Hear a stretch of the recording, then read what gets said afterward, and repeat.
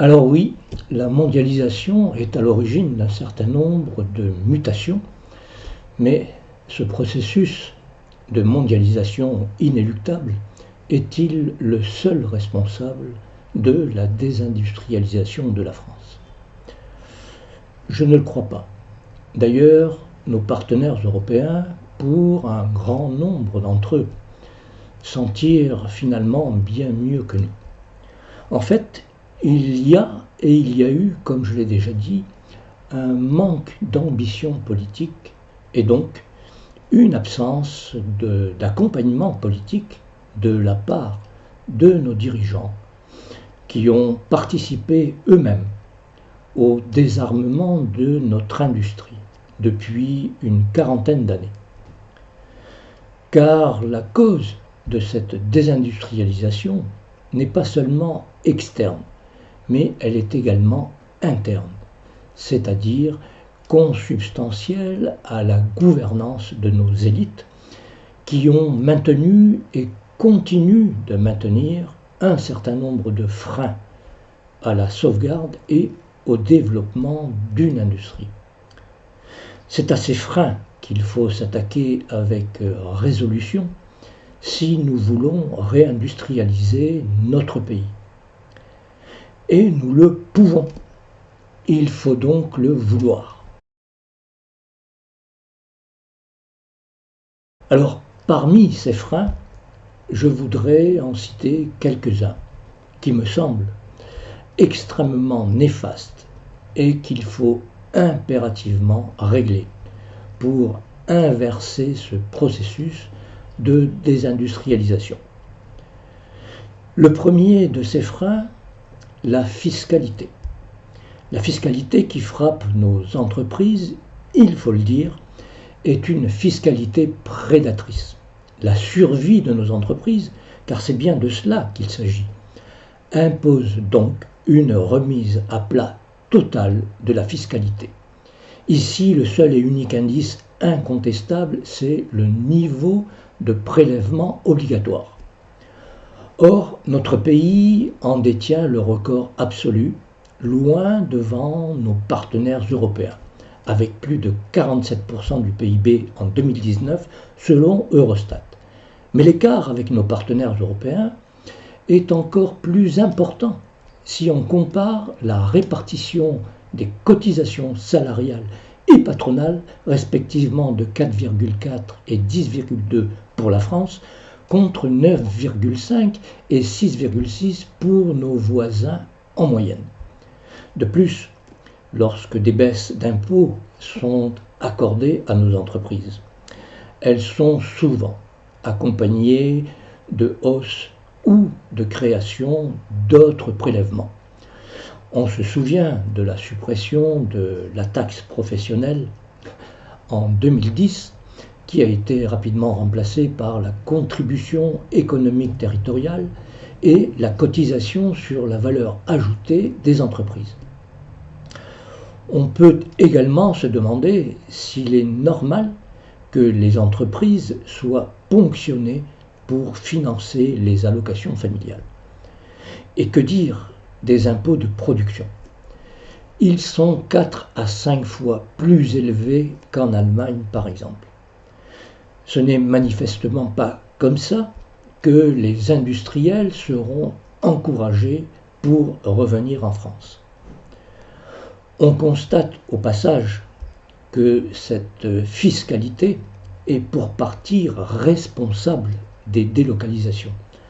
Le résultat reconnu de cette surimposition est que les entreprises françaises ne disposent pas de fonds propres suffisants.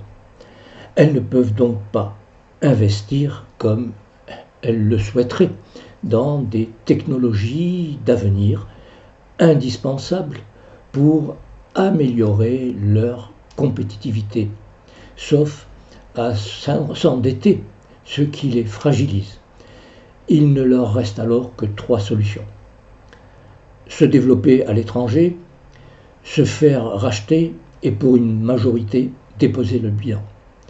Nous avons là l'exemple d'une réforme qui aurait dû être faite il y a longtemps. Donc, il faut la faire.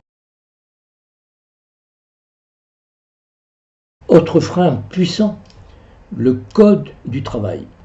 Nous avons là également l'exemple d'une exception française qui constitue un handicap très sérieux pour le développement d'une entreprise. Souvenons-nous du président Sarkozy qui, en 2007, à peine élu, déclarait « Nous allons dépoussiérer le Code du travail ». Ce code comprenait 2800 pages. En 2008, le nouveau code dépoussiéré était présenté avec 3200 pages. Je ne ferai pas de commentaire. En Suisse, ce code du travail comprend 200 pages. Et au Danemark, il n'y en a pas. Et une étude européenne confirme que c'est précisément dans ce pays que les employés se sentent le plus en sécurité. Par ailleurs, une des plus stupides obligations de notre Code du travail est le passage de 49 à 50 salariés. Il déclenche en effet une série de contraintes décourageantes. La conséquence de cette stupidité est qu'on compte 3 à 4 fois plus d'entreprises en dessous de 50 salariés que d'entreprises à 50 salariés ou plus. Elles bloquent donc leur développement pour ne pas passer ce cap qui leur coûte très cher. Il faut bien admettre que notre Code du travail est un texte d'un autre âge que nous devons changer. Autre frein, lié d'ailleurs au Code du travail, les prud'hommes. Encore une exception française qui se nourrit des complexités du Code du travail. En fait, en France, on aime bien complexifier les choses jusqu'à ce qu'elles deviennent un enfer administratif d'une lourdeur qui n'a aucun équivalent dans les pays évolués. Il faut supprimer cette exception française que sont les prud'hommes, qui datent en fait de Napoléon, et finalement utiliser la voie judiciaire classique. Un autre frein à l'entreprise, l'URSSAF, un organisme géré paritairement, mais c'est le gouvernement qui en décide les règles. Sa gestion peut donc être assimilée à un service public. Au-delà des travers de la gestion d'une administration à la française, l'URSSAF se montre plutôt désinvolte dans la lutte contre les fraudes qui dépasseraient les 50 milliards d'euros par an, selon le magistrat Charles Prats. Alors, ces quelques exemples de freins à l'entreprise montrent bien la responsabilité de nos dirigeants depuis une quarantaine d'années sur l'écroulement de notre industrie, qui est un secteur qui crée pourtant beaucoup de richesses, qu'elles soient directes ou indirectes. En laissant péricliter notre industrie, les gouvernements successifs ont été contraints d'effectuer des dépenses sociales de plus en plus importantes. Elles sont devenues les plus élevées de tous les pays de l'OCDE en proportion du PIB. Ces dépenses sociales régulièrement croissantes ont finalement gonflé les dépenses publiques, lesquelles ont conduit les gouvernements à augmenter d'année en année les prélèvements obligatoires. Ceci se révélant toujours insuffisant, les pouvoirs publics ont fait appel à l'endettement afin de boucler chaque année le budget. Ce mécanisme s'est amorcé il y a 40 ans maintenant avec l'arrivée au pouvoir de M. Mitterrand. Et l'endettement a fortement augmenté depuis et va atteindre près de 120% du PIB à la fin de l'année 2021. Le redressement de l'économie française passe donc par sa réindustrialisation et le redressement du secteur industriel constitue un enjeu majeur.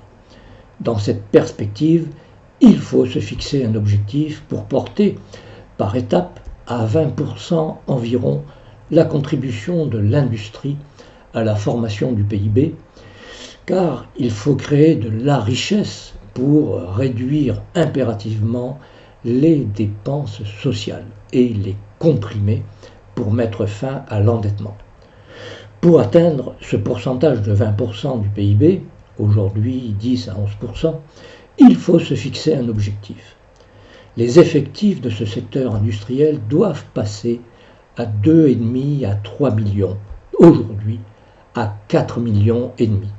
Cet accroissement des effectifs du secteur industriel induirait mécaniquement plus de 3 millions d'emplois dans le secteur tertiaire, selon certaines études. Cela entraînerait des conséquences positives sur la réduction du chômage. Il faut donc, dès la fin du printemps 2022, engager ce combat vital pour le renouveau de la France.